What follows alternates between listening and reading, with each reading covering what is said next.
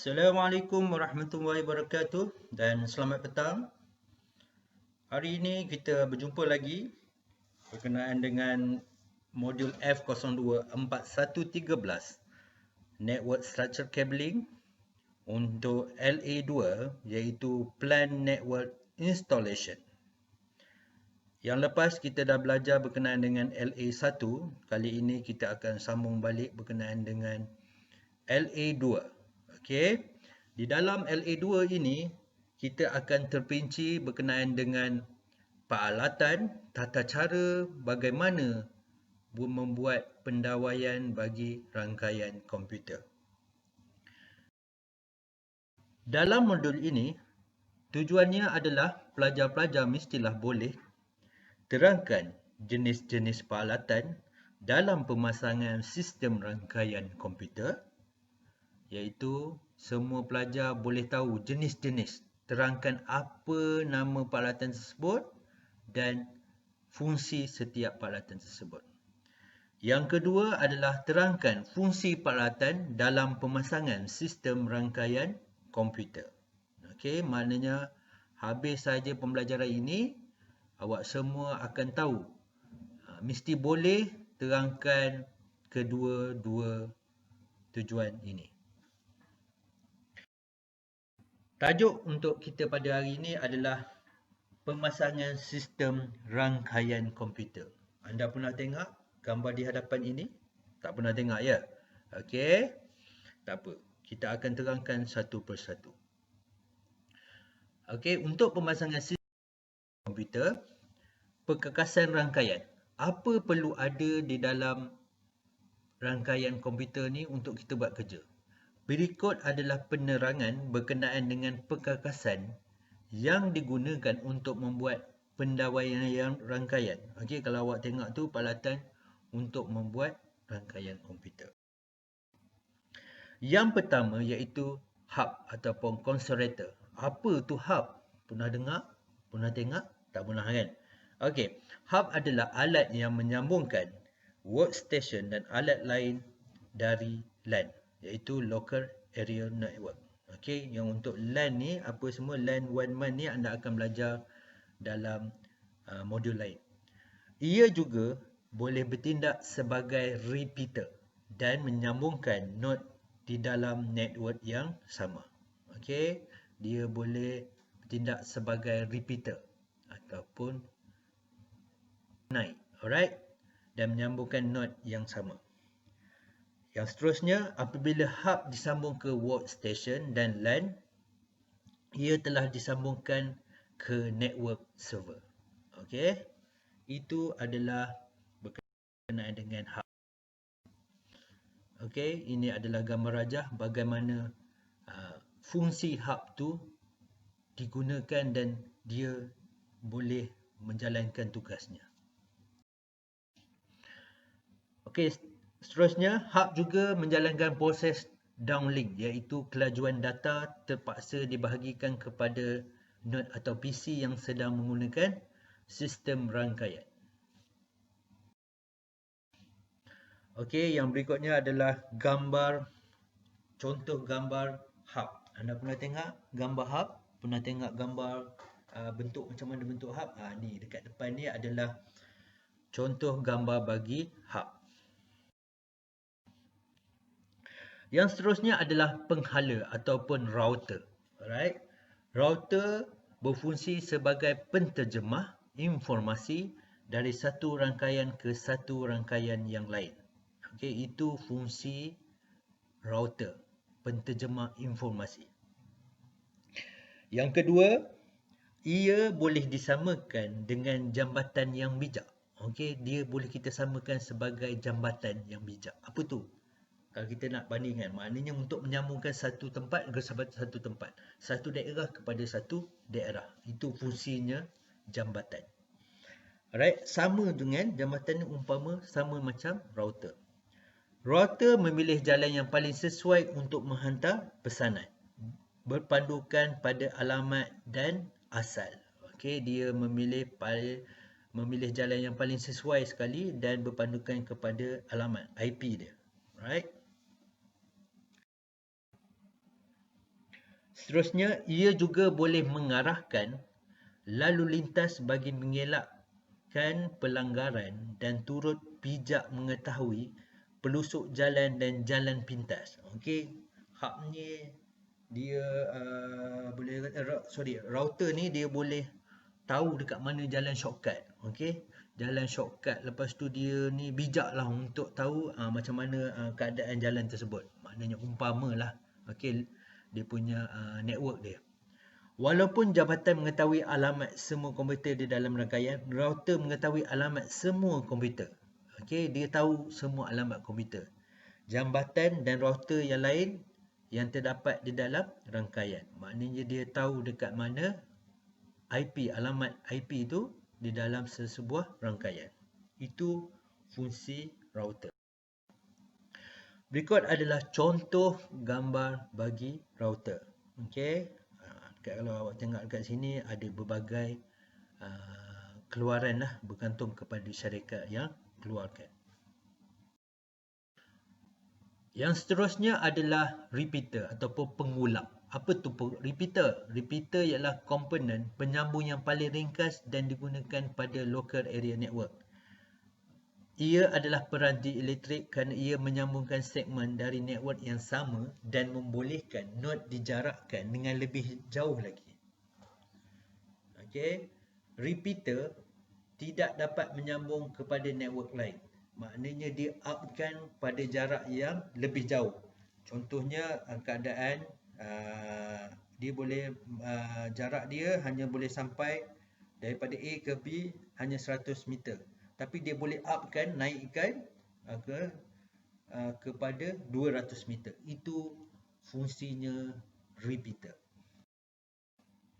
Repeater diperlukan bagi mengatasi masalah kerana repeater ialah komponen dalam network yang berfungsi sebagai penguat isyarat yang diterima dari satu segmen lalu menghantar pula sambungan segmen lain yang kedudukannya jauh untuk jangkauan transmitter ataupun pemancar. Maknanya apa yang saya jelaskan tadi, repeater ni dia menaikkan, okey, jarak tu dah tak sampai tetapi dia menaikkan lagi jangkauan penghantaran. Maknanya daripada satu tempat kepada satu tempat tu dia tak boleh nak hantar, tetapi disebabkan penggunaan repeater dia menaikkan, okey, untuk menghantar pemancar. Okey, yang kat depan ni adalah contoh gambar repeater. Okey, dua contoh gambar repeater. Yang seterusnya adalah switch. Okey, apa tu switch? Switch merupakan perkakasan rangkaian yang akan memilih laluan atau circuit semasa penghantaran data kepada destinasinya. Okey, dia memilih laluan ataupun dekat mana kita nak lalu. Okey, itu fungsi switch. Ia turut dimuatkan fungsi router iaitu perkakasan atau perisian yang mampu menentukan laluan bagi data yang akan dihantar. Secara umumnya, switch adalah lebih mudah dan merupakan mekanisme yang lebih laju daripada router. Okey, switch ni dia lebih mudah dan lebih laju daripada router. Itu beberapa kelebihan yang ada pada switch. Seterusnya, switch selalunya berada pada lapisan kedua iaitu lapisan data link. Dia berada di lapisan kedua. Namun terdapat switch baru yang berfungsi pada lapisan ketiga iaitu lapisan network IP switch. Okey, yang untuk ni awak akan belajar lebih detail dalam modul yang lain lah.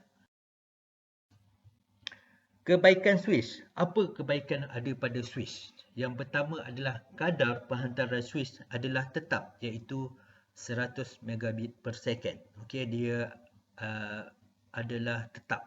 Okey, dia boleh hantar sehingga 100 megabit per second. Lebih banyak stesen dapat menghantar dan menerima data serentak. Okey, dia boleh dapat data secara serentak.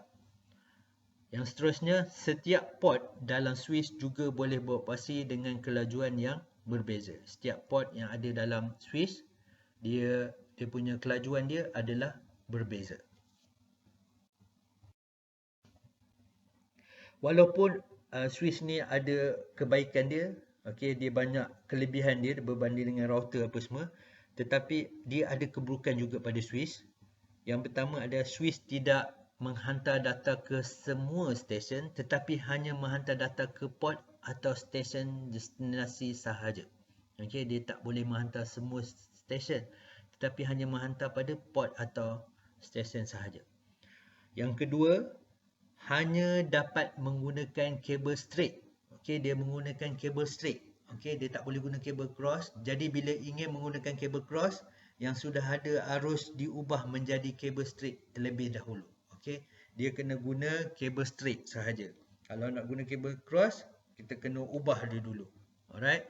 Untuk amali nanti kita akan buat bagaimana membuat kabel straight dengan kabel cross. Alright. Macam mana kita nak pasang kabel UTP, mana satu straight, mana satu cross. Okey, jangan lupa, jangan pastikan awak ingat mana satu type A, satu ingat color code type A dan juga type B. Okey, berikut adalah contoh gambar switch. Okey, kalau awak tengok kat situ ada dua contoh gambar switch. Yang seterusnya, penggunaan kabel tester. Apa tu kabel tester? Okey. Kabel tester adalah alat elektronik yang digunakan untuk mengesahkan sambungan elektrik dalam kabel atau pemasangan wire light. Okey, maknanya kita nak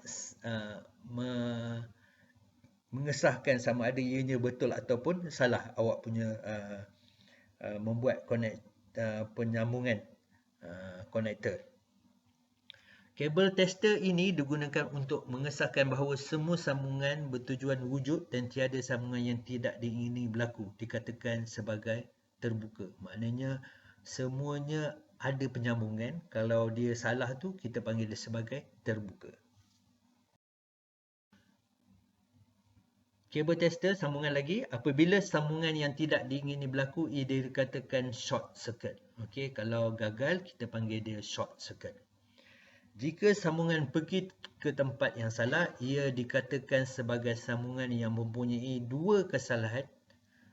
Ia terbuka kepada kenalan yang betul dan terpintas ke kenalan yang salah. Maknanya kalau penyambungan betul, dia akan pergi ke kenalan yang betul. Kalau salah, dia tak akan pergilah. Okey, ini contoh gambar kabel tester. Untuk amali nanti awak akan menggunakan kabel tester berikutlah. Okey, untuk penyambungan kabel UTP. Yang seterusnya, penggunaan peralatan iaitu punch down tool. Okey, punch down tool ni membenamkan kabel UTP ke dalam celah modular jack. Kegunaan dia adalah untuk membenangkan. Apabila kita tekan, dia masuk ke dalam celah modular jack. Umpama kita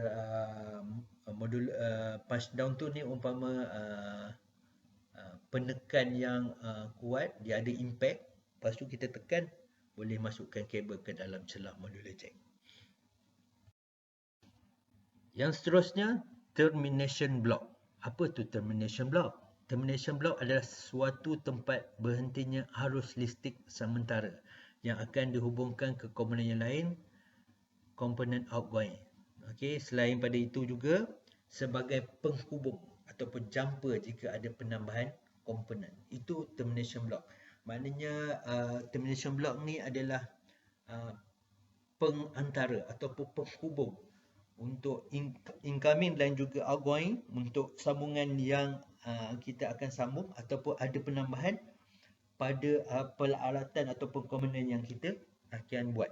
Alright, ini kegunaan termination.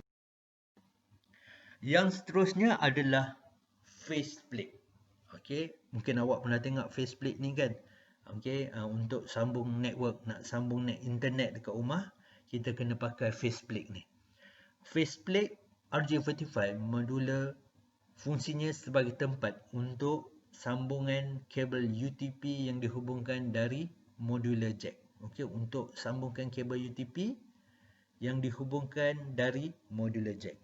Okey, ini faceplate. Ini kita panggil dia modular jack. Okey, modular jack adalah sebagai konektor female yang menghubungkan dari patch panel ke modular jack dan dari modular jack dihubungkan dengan patch cord untuk disambungkan kepada komputer, telefon, printer dan lain-lain jika diperlukan. Maknanya modular jack ni adalah penghubung untuk kita sambung daripada patch panel. Pada patch panel tu terdapatnya modular jack. Daripada modular jack tu dihubungkan kepada kabel UTP ataupun kita panggil dia patch cord UTP. Daripada UTP tu dia akan sambungkan kepada faceplate. Daripada faceplate tu dia akan sambungkan kepada PC tu. Alright? Itu kegunaan modular. Okay, ini contoh macam mana untuk menggunakan punch down tool dan masukkan membenamkan kabel ke dalam modular jack. Alright. Yang seterusnya adalah rack. Apa tu rack? Rack adalah untuk menyusun sambungkan kabel komputer ke peralatan rangkaian seperti hub, switch dan patch panel di dalam satu kotak khas. Itu kita panggil rack. Rack ni umpama satu almari lah. Okey, almari di mana dekat situ kita letakkan hub, switch dan juga patch panel. Okey, itu kita panggil rack. Okey, tempat kita nak letak almari dia lah. Okey, almari untuk meletak peralatan ataupun peralatan untuk network. Alright, untuk rangkaian. Seterusnya, sebagai peti keselamatan di mana hanya orang tertentu sahaja yang dapat mengubah arah sambungan di dalamnya. Okey, rack ni bukan sahaja tempat penyimpanan ataupun kita panggil umpama almari lah. Ia juga sebagai peti keselamatan di mana hanya orang tertentu saja boleh mengubah. Kita tak boleh ubah sesuka hati. Okey, ini fungsi rack. Seterusnya, mempunyai kipas untuk menyejukkan peralatan rangkaian. Dia mempunyai kipas. Okey, biasanya rack ni berada kipas dia di bahagian atas. Okey, di bahagian atas. Selain daripada itu, disambungkan ke elektrik yang mana akan membekalkan elektrik tersebut kepada hub atau switch. Okey, pada rack ni dapatnya kabel ataupun extension ataupun soket alir keluar untuk memberi bekalan kuasa elektrik kepada hub dan juga switch. Okey, dia tak ada dia kena ada bekalan elektrik. Kalau tak, hub dengan switch macam mana nak berfungsi kalau kita tak ada bekalan kuasa elektrik. Okey, ini adalah contoh bagi rack. Okey, ini yang bersaiz besar. Okey, ini contoh rack lagi bersaiz kecil. Okey, ini adalah contoh rack yang banyak di dalam bilik server. Okey, kalau awak tengok yang gambar yang sebelah tu, kalau kita tengok kabel dia nampak tidak tersusun. Okey, sistem tagging, sistem susunan dia agak pening lah. Okey, kalau orang nak menjelara untuk menjelara rack ni, jadi pening lah kalau awak tengok pada gambar yang saya tunjukkan pada awak ni. Okey, kalau awak tengok yang gambar sebelah ni, dia kemas saja, betul? Okey, kabel tersusun, maknanya senang orang nak buat maintenance. Seterusnya adalah patch panel. Okey, apa tu patch panel? Berfungsi untuk menyusun kabel yang datang dari titik-titik sambungan komputer. Okey, kita nak terletakkan kabel ataupun kita nak susun, letak dan susun kabel hanyalah pada patch panel. Itu fungsinya patch panel. Patch panel diperlukan untuk disambungkan ke hub-hub tertentu di dalam rack sebelum dihubungkan ke ruang bilik dalam bangunan. Okey, hub ni patch panel ni dia menyambungkan kepada switch dan juga router sebelum dia menyambungkan kepada rangkaian di dalam satu ruang bilik atau bangunan tersebut. Patch panel boleh didapati mengikut bilangan port berdasarkan keperluan pengguna. Okey. Patch panel ni dia mengikut bilangan port. Berapa port kita nak? Contohnya di dalam satu lab ataupun di dalam satu bilik atau pemakmal, berapa banyak komputer yang kita perlukan. Okey, dia bergantung kepada berapa jumlah komputer yang kita nak pasang. Kita pasanglah dia punya patch panel jumlah dia. Tapi pastikan dia jumlah patch panel ni lebihlah daripada jumlah komputer atau PC yang perlu yang kita nak pasang. Okey. Contohnya kita nak pasang jumlah komputer 15. Kita ambil 24 port. Okey, kita ambil 24 port. Boleh.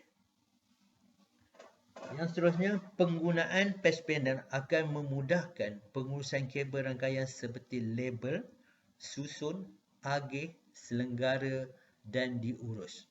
Okey, penggunaan patch panel ni dia memudahkan lagi kerja-kerja orang network ni. Okey, daripada segi label, daripada segi susunan kabel, nak agih macam mana, semuanya kita buat labelkan dia, kita taggingkan dia.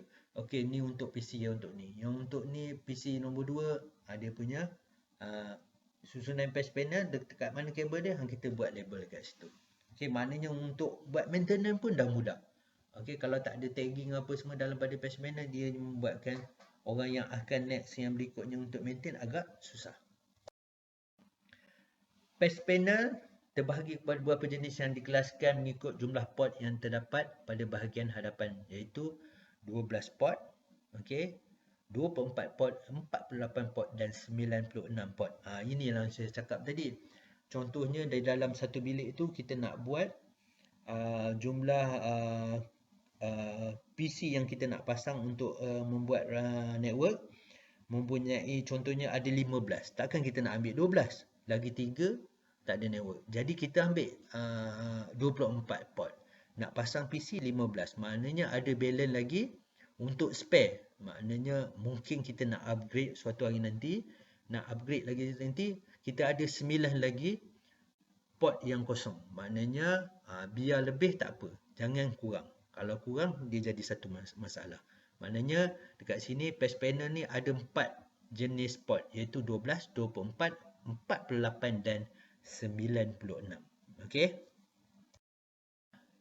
Ini contoh patch panel. Okey, kalau awak tengok patch panel yang dekat gambar tu ada 48 port. Okey, banyak kan? Okey, yang sebelah dia tu ada 24 port. Okey, 24 port. Yang seterusnya adalah kabel tray.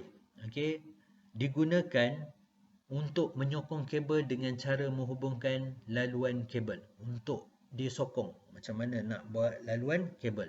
Okey, itu fungsi kabel tray.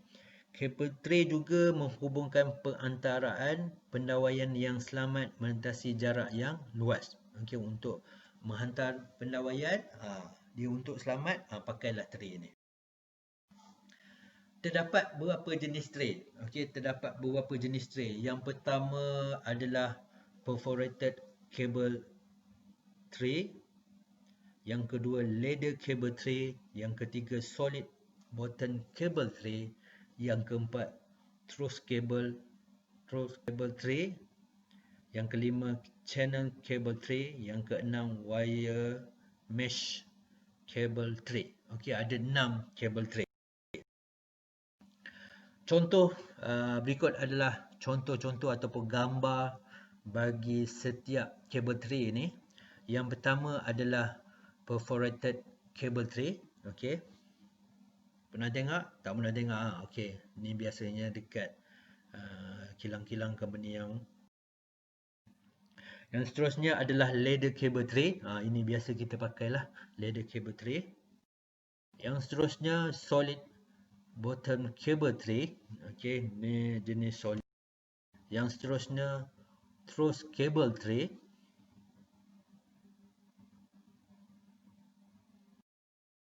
Yang seterusnya channel cable tray. Yang seterusnya wire mesh cable tray. Okey, awak nampak ni dia macam jaring-jaring macam ni. Okey, macam bakul pun. Yang seterusnya, peralatan tray tadi sudah habis. Kita pergi ke peralatan aksesori tambahan untuk membuat pendawaian pula. Yang pertama PVC casing. Okey, nanti saya akan ajar macam mana nak potong PVC casing. Awak mungkin pernah tengok PVC casing, mungkin ada kat rumah ni. Okey, PVC casing. Yang seterusnya adalah PVC trunking. Okey, PVC casing dan PVC casing ni dia berbeza sikit, dia punya saiz ketebalan dia. Alright. Kalau PVC casing tadi dia nipis tapi dia lebar. Yang untuk ni PVC trunking ni dia berbentuk petak. Alright. Ataupun berbentuk 4 segi. Yang seterusnya half moon casing. Okey, ini biasanya digunakan untuk lantai. Okey, untuk mengelakkan daripada rosak lantai tersebut dan ataupun dipijak apa semua, kita pakai half moon. Yang seterusnya adalah PVC conduit. Okey, pipe yang biasa ni. Okey, yang untuk ni kita biasa nanti bila buat amali kita akan gunakan PVC conduit. Seterusnya flexible conduit. Okey, untuk flexible conduit ni terdapat dua jenis, iaitu PVC, satu lagi GI lah. Yang seterusnya adalah PVC slotted trunking. Ini untuk meletakkan kabel. Okey, ini biasanya kita letakkan dekat dalam rack lah. Yang seterusnya cable clip. Okey, cable clip ni kalau dekat rumah tu kita biasa tengok orang letakkan kabel Astro. Okey, kabel Astro nak lekatkan pada dinding, kita pakai cable clip. Okey, ini adalah kalau kita pakai cable clip ni lebih jimat lah. Okey, penggunaan dia. Okey, untuk lebih lanjut berkenaan dengan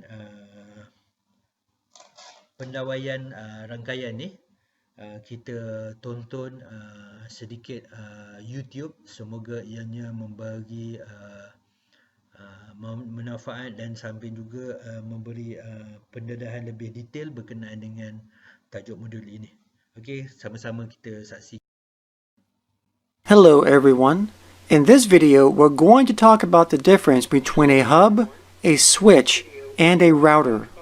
Now, all three of these devices are similar, but there is a difference in the way they handle data. So we'll first talk about a hub. Now, the purpose of a hub is to connect all of your network devices together on an internal network. It's a device that has multiple ports that accepts Ethernet connections from network devices. Now, a hub is considered not to be intelligent because it does not filter any data or has any intelligence as to where the data is supposed to be sent. And that's because the only thing a hub knows is when a device is connected to one of its ports. So when a data packet arrives at one of the ports, it is copied to all of the other ports. So all the devices on that hub sees that data packet. So again, a data packet comes into one port, then the hub will just rebroadcast that data to every port that has a device connected to it. So even if this computer here only wanted to communicate with this computer over here, these other computers would still receive the data even though the data was not intended for them. So when this happens, it not only creates security concerns, but it also creates unnecessary traffic on the network, which wastes bandwidth. Now, a switch is very similar to a hub. It's also a device that has multiple ports that accepts Ethernet connections from network devices. But unlike a hub, a switch is intelligent. A switch can actually learn the physical addresses of the devices that are connected to it, and it stores these physical addresses, called MAC addresses, in its table. So when a data packet is sent to a switch, it's only directed to the intended destination port, unlike a hub, where a hub would just rebroadcast the data to every port. So as an example, if this computer here wanted to communicate with this computer over here, the data packet arrives at the switch, and then the switch will look at its table of MAC addresses and matching ports and deliver the data to the correct port. And then the data packet would only go to that computer. So that's the major difference between a hub and a switch. So as a result, switches are far more preferred over hubs because they reduce any unnecessary traffic on the network. So as a review, a hub only detects that a device is physically connected to it, and a switch can detect specific devices that are connected to it because it keeps a record of the MAC addresses of those devices.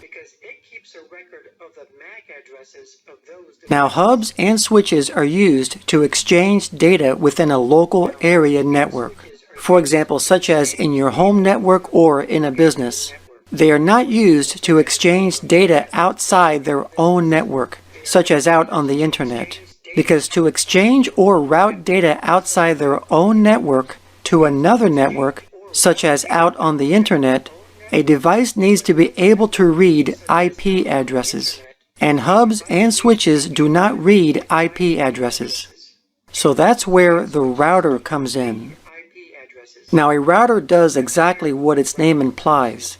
A router is a device that routes or forwards data from one network to another based on their IP address. When a data packet is received from the router inspects the data's IP address and determines if the packet was meant for its own network or if it's meant for another network. If the router determines that the data packet is meant for its own network, it receives it. But if it's not meant for its own network, it sends it off to another network. So a router is essentially the gateway of a network. So here we have a private network with its router, and we'll refer to this as the red network, indicated by the red colored screens on the computers. And over here you're going to have different data packets, indicated by their different colors, which represents different IP addresses, and they are going to be entering the red network's router from the internet. Now the router is only going to accept the red data packets because they are the only ones that are intended for this network. So all of the other data packets, the yellows, blues, greens, etc., will be rejected by this router because they were not intended for this network because their IP addresses were not meant for this network. Now here is an expanded view of routers over the internet. There are 4 networks here, indicated by their different colors, and each network has their own router, along with their hubs or switches and their computers. So right now, as you can see, each network is just exchanging information within their own network. Their data is not going out on the internet, so they are not communicating with other networks. They are just exchanging data within their own network using their hub or switch. Now let's go ahead and exchange data between different networks. So let's say, for example, that this computer here on the red network wants to communicate with a computer here on the blue network. So for this to happen, the data packet has to leave their own network and go out on the internet. So the computer sends their data and it goes to the network's router. And once the data packet reaches the router will look at the IP address of the data packet and then forward the data out on the internet to the next router, and then make its way to the blue network's router, and then to the intended destination computer. So in a nutshell, this is how routers work.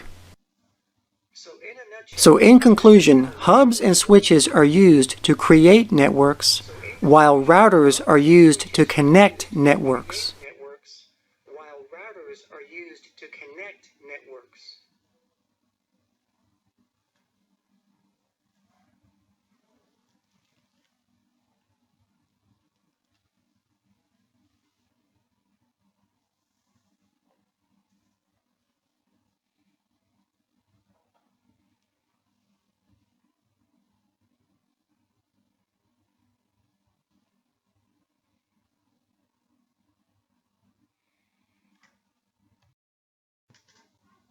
Okey, tamat sudah pembelajaran kita pada hari ini. Semoga ianya mendapat informasi kepada anda semua. Kita akan bertemu pada next LA untuk penerangan akan berkenaan dengan LA 3. Sekian, terima kasih.